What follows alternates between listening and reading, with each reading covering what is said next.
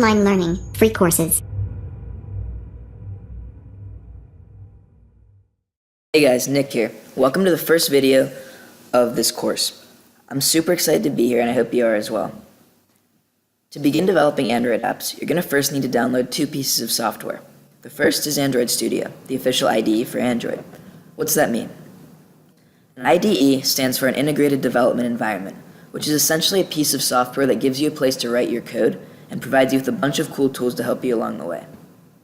You're also going to need to install the Java Development Kit, which will allow you to use the language that Android apps are written in, Java. So to do that, go to this website. If you want to just look it up, you can go JDK8 and click the first link that pops up. You're going to want to go accept the license agreement. If you have a Mac, you can just click this download link, but if you have a Windows machine, you're going to need to find out whether you have an 86-bit or a 64-bit. And the way to do this is to go to this PC, right-click, go to Properties, and see right here, it says I have a 64-bit, so I'm going to click the 64-bit download.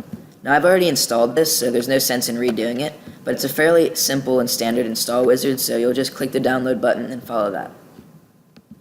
After that, go back to the Android Studio website and click the Download Android Studio button. Now I have Windows and it automatically senses what kind of machine you have, so you're good there. You can read these if you want to, but does anyone really? There's no use in it. Now this can take some time depending upon what kind of machine you have, so I'm just going to pause this here for a little while. Alright, excellent. So when that's finished downloading, you're going to go ahead and click on that, and it should open up the install wizard. It's going to have a bunch of stuff to download, so again, you're just going to need to bear with it here and wait for it to do everything. It seems like a good time to point out that to use Android Studio and develop Android apps in general, you're going to need to have a decent computer with at least 8 gigabytes of RAM. So if you don't have that, you're going to need to go out and purchase some extra RAM, and the people at whatever store you go to should be able to help you install that to your computer.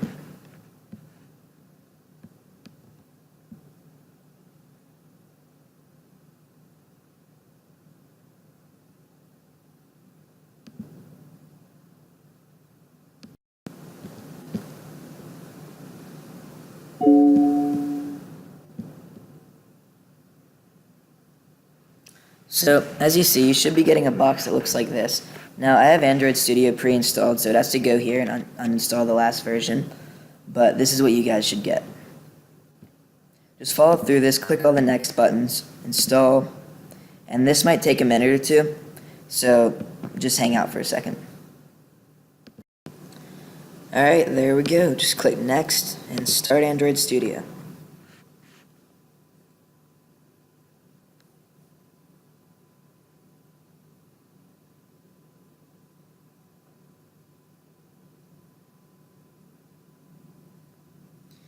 Now this is as far as we're going to go in this video, and if you've made it this far, congrats, you're on your first step to becoming a real Android developer. If you haven't made it to this screen, then you must have run into some issue along the way. Feel free to ask me questions in the comments, and I'll get back to them as soon as I can. Thanks guys, see you in the next video. After creating your project, you should be given a screen that looks like this. What this is the drag and drop editor for your XML, which, as I said before, is how you're going to position and place all the different UI elements that your user sees in your apps. So if you go to the text portion over here, you'll see what real XML looks like. Now, in a world where we have drag and drop and graphical editors like this, you're not really going to need to concern yourself with writing blank XML, but it's good to know what it looks like. So this is a text view. This is just what you put on if you want to display some text on the screen. And I'm going to go ahead and show you a few other UI elements that you're going to be using throughout your apps. Let's go ahead and drop in a button. I mean, you guys have probably seen a lot of these before, so you know what they do. Over here, you can go ahead and edit a few of the button's characteristics. You can make the text bold on it. You can change what the text says. Let's just make this little guy say hi. You can change the font, text size, everything. So it's essentially going to be the same as that for basically every other UI element. You guys can go ahead and play with that if you want to, but throughout the rest of this course, I'm going to be introducing new UI elements as we need them, but just go ahead and mess around with that. For the purposes of learning some basic Java, we're going to be using an online tool called jdoodle.com. You can access that by either typing in this link at the top or just Googling it. When you open up the page, you'll see it's given you some basic code here, and you're probably wondering what any of this means. Don't worry, you'll be cool with it in a second. So, before you can write any programs, you're going to need to know about some basic building blocks of any programming language. One of those are variables. In Java, variables are declared like this. This is just the basic code they give you on JDoodle. Now, for Java to know what type of variable you're declaring, you need to state its type. There's a bunch of different types, such as integers, doubles, characters, strings, etc., but we're not really going to need all of them right now. For the purposes of declaring numbers, let's start with integers. Now, you can probably figure out what all this means, but I'm just going to walk you through each part of it. You use the int keyword to declare an integer. Then you give it a name. To assign it to a value, you use a single equals sign, and then you put an integer afterward. It's important to note that you cannot put any decimals after because then it would not be an integer, and the program won't work. Do the same thing with y to declare it to 25, and z to declare it to the sum of x and y. Note that when you're referring to a variable later in a program after declaring it, you don't use the constructor, the keyword, anymore. Let's go ahead and print out the value of z to see how this works. And see there, it prints out the sum. You can also multiply, divide, subtract, do whatever you want. Let's see how you can use decimal numbers now. To do that, you need the double keyword. And you're going to want to change 10 to a double, which is a number with numbers on both sides of the decimal point.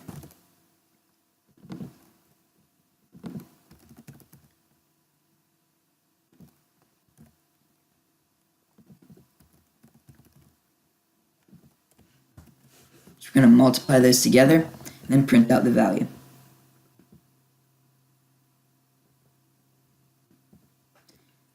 Great. You're probably wondering, what if I don't want to use numbers? What if I need text in my app? To do that, you'd use the string keyword.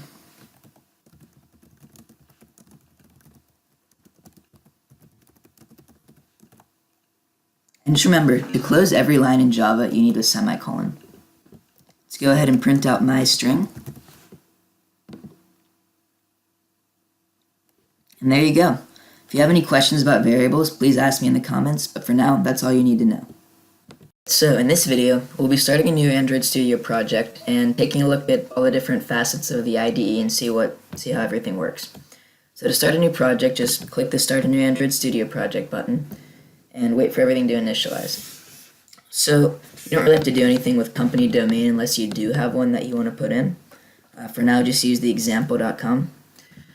This first application is just going to be titled Test Application. That's what we're going to be working in as you guys learn to program and just about Android in general. You don't really need to worry about C++ support or Kotlin, even though you can use those languages to make Android apps, because for the purposes of this course, we're going to be using Java. Here, you can choose to target different Android operating systems. If you go up to the very newest one, Android 8 Oreo, you're not going to be able to target that many devices because not all devices have updated to that. So you're going to want to go back to where you can target somewhere in the 90 to 100% range. So I'm going to go with one before that, ice cream sandwich. That'll reach 100% of devices. And for this purpose, just pick an empty activity.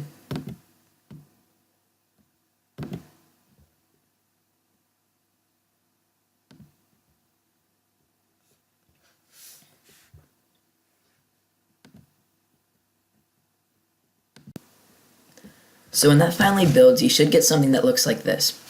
It'll have two files opened up for you already. The main activity.java, which is where you write the majority of your Java code, and activity_main.xml. That's still waiting to finish, but I'm going to take you through what each of these files do. So if you go into your app folder over here, you'll see manifest, Java, and res. In manifest, you have your Android manifest.xml, which just has some basic application info, like what kind of theme you want to have, the app name. If you go into Java in the first one, this is going to have all your Java code. We'll get into what Java is and how to use it later, but just know that this is where you'll be writing all your code. Over here is where you have all the stuff that's going to make up your application's user interface. Images, layouts, etc., all that good stuff. So under layouts is where you have your XML folders. Still building, but essentially we're going to use XML to position different UI items on the screen and make everything that the user sees. That's it for this video. See you guys next time. Sometimes in programming, you'll need to have a repeated action. And to do that, you're going to need loops. In Java, the main two types of loops are called for loops and while loops, and they're implemented as follows. To write a for loop, the syntax is like this.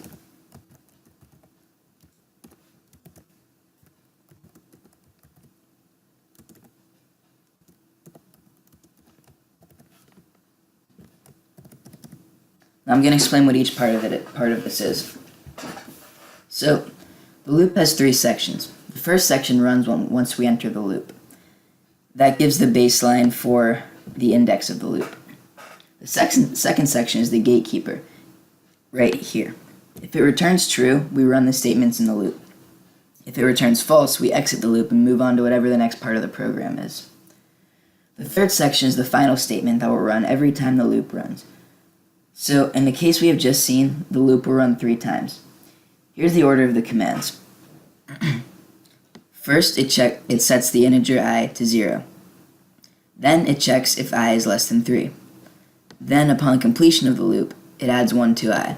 So I will run 3 times, and then once it checks if it's less than 3, and if it's not less than 3, the loop will stop. So let's try this.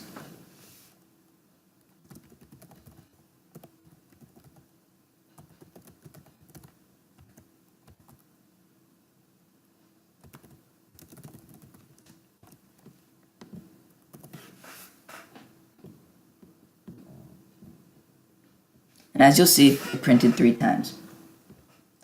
Now, another type of extremely useful loop in Java is the while loop. They can basically be used interchangeably, but sometimes it's easier to use one over the other. So a while loop's syntax is like this.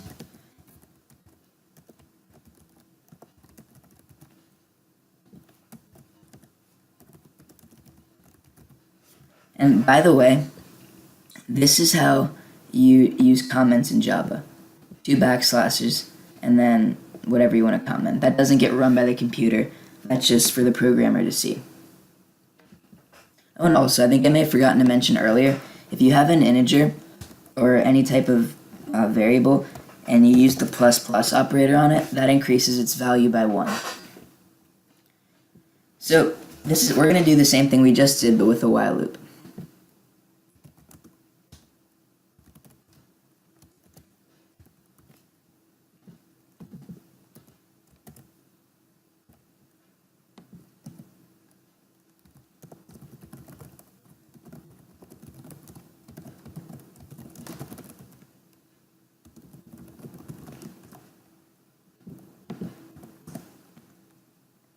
And now, because it's different than a for loop in that you don't declare all the index stuff in the constructor here, you have to add to I, or whatever you're using as the index. In this case, I called it index, inside the loop itself.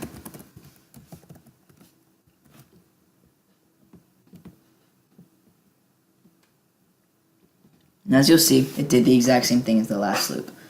So, in essence, those are all the types of loops you're going to need for the purposes of this course and most of Java. If you have any questions, as always, ask me in the comments. See you in the next video. So, the last big Java concept we're going to be looking at for now are functions. What functions allow you to do is essentially reuse a piece of code in different places, so you don't have to rewrite it. That saves a lot of memory and is just makes programming so much easier for you.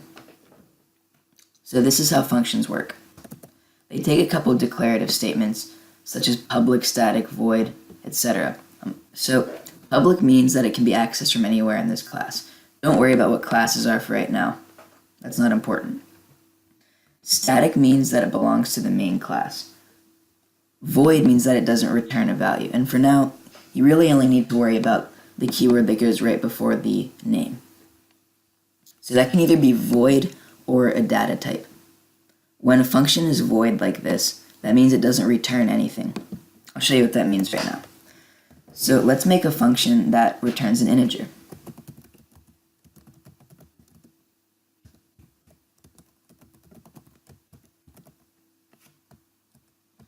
And to do that, it has to take an integer as an argument. You don't have to declare this anywhere. This is specific to the function, so it just goes in here. Now, when this value gets passed to the function, you use it inside the function with this variable name.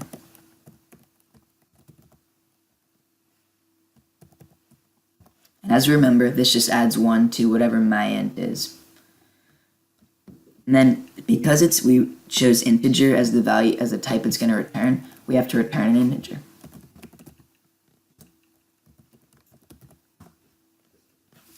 Now, with this, because it returns an integer, you can call that as a value and use it whenever you use this function. So the way you do that is like this.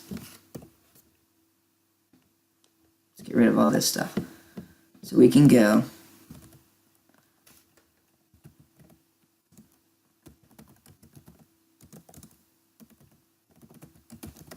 and we're going to pass the value 4 to it.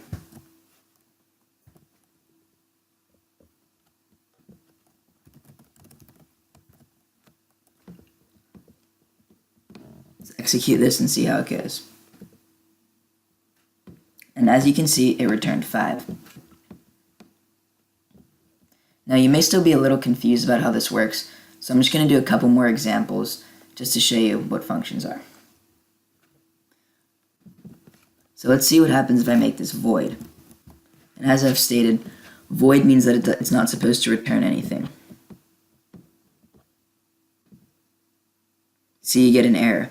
You can't return something when the function is listed as void. Let's make it a string, see how that works. And because of that, we're going to have to change the argument to string. And just so you know, you can take multiple arguments. I'll show you that in a second.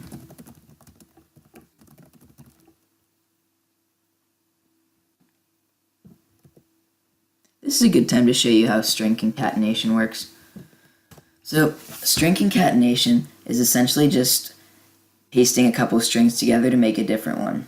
So, we're going to do this now. My string, which is the string that the user passed right here. That's what will be passed in when they call the function.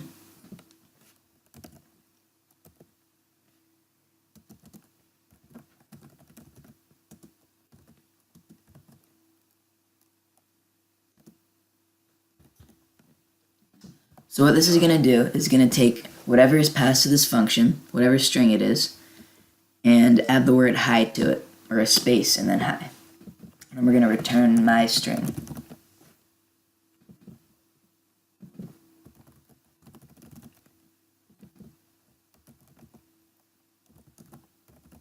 Now let's change the name of this to return string now.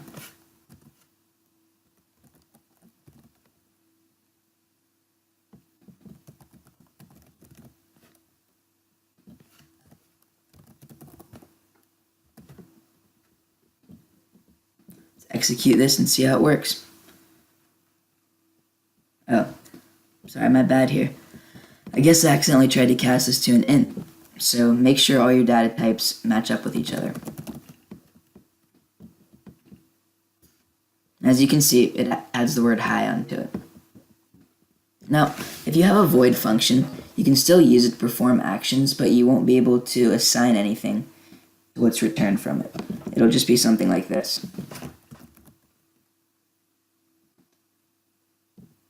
Remember, you can't have any arguments like that when it's void. Or you can have arguments, nothing's going to get returned from it. So let's go.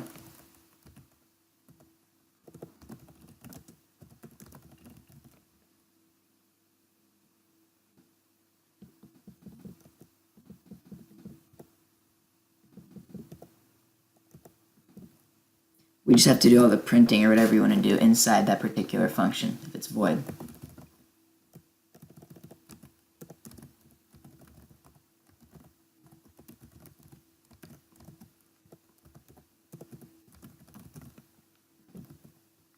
call that from the main function, which runs whenever the program is run.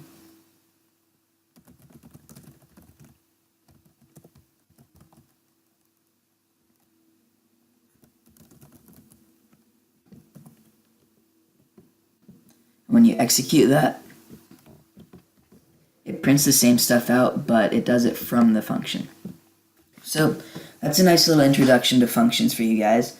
After this, we're going to start getting into more Android-specific things, such as displaying stuff on the screen, changing stuff on the screen, showing messages, and a bunch of other cool stuff. And then after that, we'll get into our final project. So in this last Java video, we're going to go over if-else and operators. Often in programming, you're going to need to use conditional statements to run a particular bit of code only if something is true or false. And to do that, you're going to need if and else. I'll show you how that works. So the if statement is the most basic of all control flow statements. It tells your program to execute a certain section of code only if a particular test evaluates to true. For example, let's create two variables, or I guess we can use the ones they provided for us.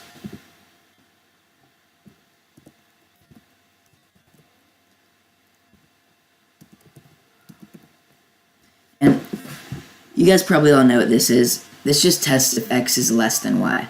And while we're here, let's go over all the other operators like that. There's less than, greater than, less than or equal to, greater than or equal to, and equal to. Now it's important to note that when you're testing for equality and not assigning a variable, you have to use the double equals sign. Otherwise your program won't work. So let's go back here, test if x is less than y, and then what we're going to do if it is.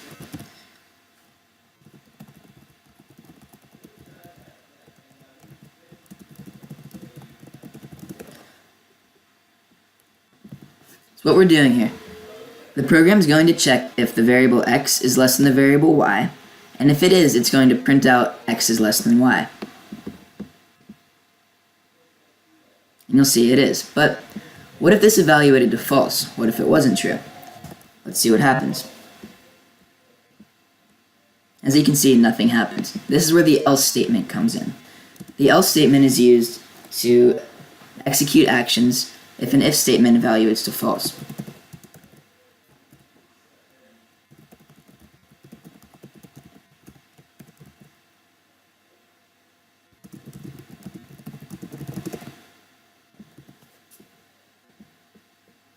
As you can see, x is not less than y was printed out. Now, this is a basic control flow structure, but sometimes you're going to have to test for multiple true statements, not just one. And you'll do that like this, using an else if statement.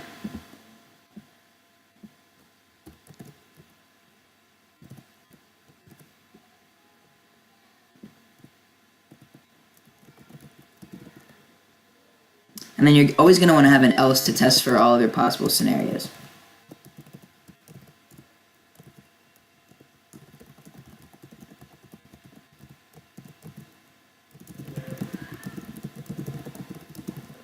So we're going to want to go ahead and set x and y to the same value so that we can see how our else if statement works.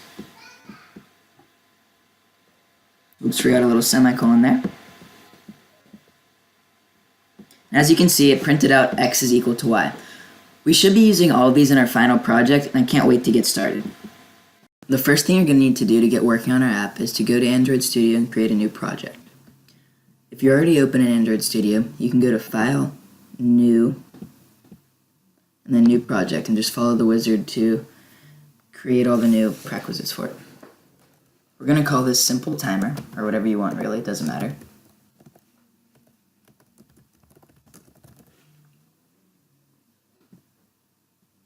Again, like we discussed earlier, you're going to want to try to target as many devices as you can, but for our purposes right now, you can really choose whatever you want under SDK. You're going to want to go with a basic activity instead of an empty, because we're going to be using this little floating action button down here.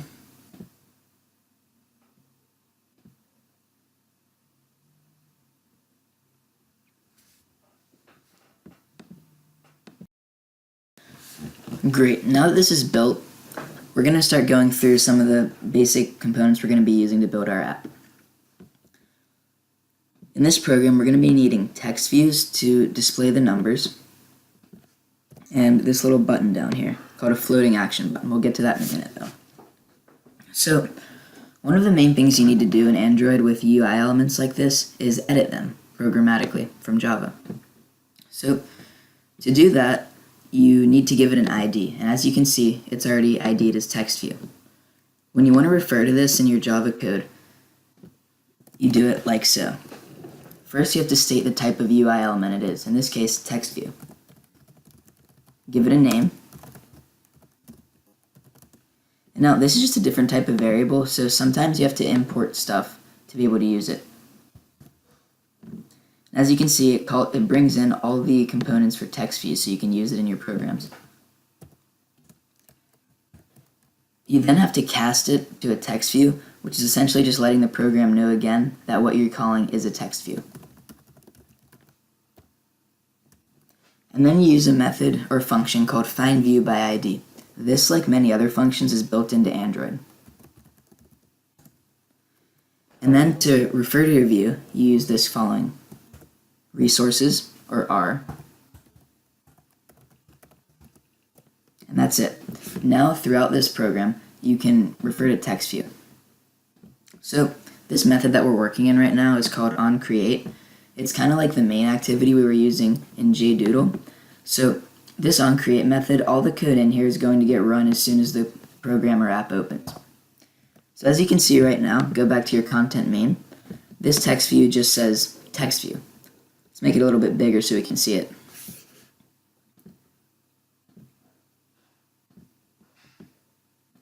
So just to show you how this works, let's change the text whenever the app's opened up.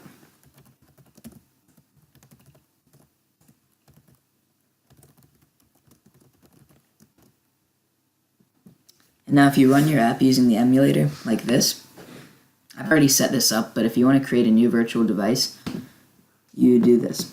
And you just go up here, click the hardware specifications you want, and finish. And like that, you'll have a new virtual device to run your apps on. You can also use a physical device, but for the purposes of what we're doing in this course, a virtual device is going to be fine. So then, you're going to want to go ahead, click on whatever emulator you're using, and run your app. This might take a minute to start up, so I'm just going to pause the video and wait. Now that the app finished building, you can see that the text "Hello World" popped up. While we're here, I'm also going to show you how to display messages to the user, like we're going to be doing in our app. So one of the most convenient ways to show messages or give instructions to users in Android is by using what's called a toast. If you have an Android phone, you've definitely seen these before. They're just little messages that pop up and give extra information about whatever's going on. To make one, you do this. And for context, you don't really need to worry about that right now. Just write get application context. Then you're going to want to put the message you want to display.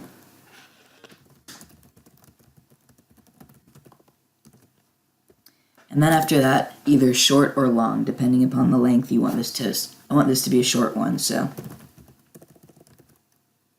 you go length short. And then after that, you have to tell it to show the toast. So this is going to run right as the app is built.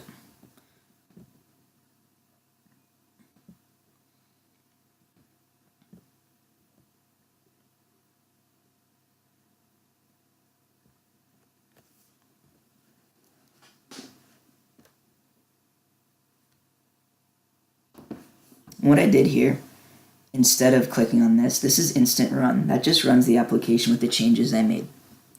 So if you saw that right there, it said welcome to my first app. That's what a toast is, and that's how you make them. So we're going to keep building the application in the next videos.